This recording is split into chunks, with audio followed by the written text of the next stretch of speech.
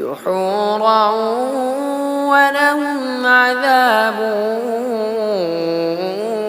واصب। আল্লাহ পাক রব্বুল আলামিন যেন এদেরকে যুগশ্রেষ্ঠ আলেম হিসেবে কবুল করে। আল্লাহ তাআলা যেন এদেরকে জাতির রাহবার হিসেবে কবুল করে। أعوذ بالله من الشيطان الرجيم بسم الله الرحمن الرحيم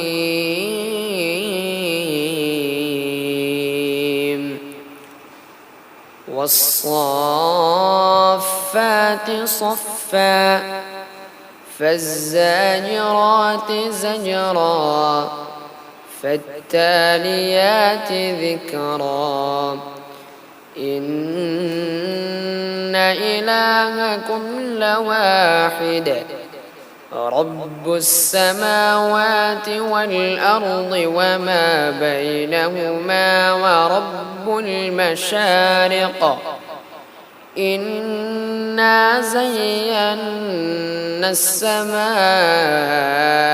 الدنيا بزينة الكواكب وحفظا من كل شيطان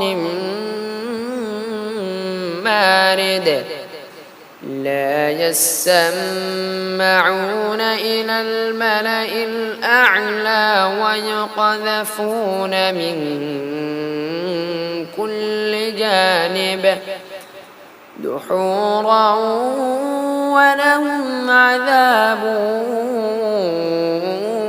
واصب إلا من خطف الخطفة فأتبعه شهاب ثاقب فاستفتهم أهم أشد خلقا أم من خلقنا إنا خلقناهم من طين لازب صدق الله العلي العظيم। আমরা চাই কোরআনের সুরে পুরো বিশ্ব মুখরিত হোক, পুরো বাংলাদেশ মুখরিত হোক, মুখরিত হোক আমাদের এই সমাজ। সেই সমাজকে কোরআনের রঙে রাঙিয়ে দিতে ঘরে ঘরে কোরআনের হাফেজ বানাতে হবে, ঘরে ঘরে কোরআনের আলেম বানাতে হবে। আর সেই প্রচেষ্টায় আল্লাহ পাক রব্বুল আলামিন যাদের সন্তানকে মাদ্রাসায় দেওয়ার তৌফিক দান করেছে, আপনারা সকলেই তাদের জন্য, তাদের মা বাবার জন্য দোয়া করবেন।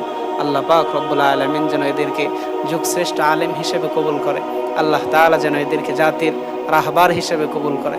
আল্লাহ তাআলা যেন এদের জ্ঞানের মধ্যে, এদের জ্ঞানের প্রখরতার মধ্যে আরও থেকে আরও বেশির থেকে বেশি জ্ঞান গরিমা দিয়ে ভরপুর করে দেয়।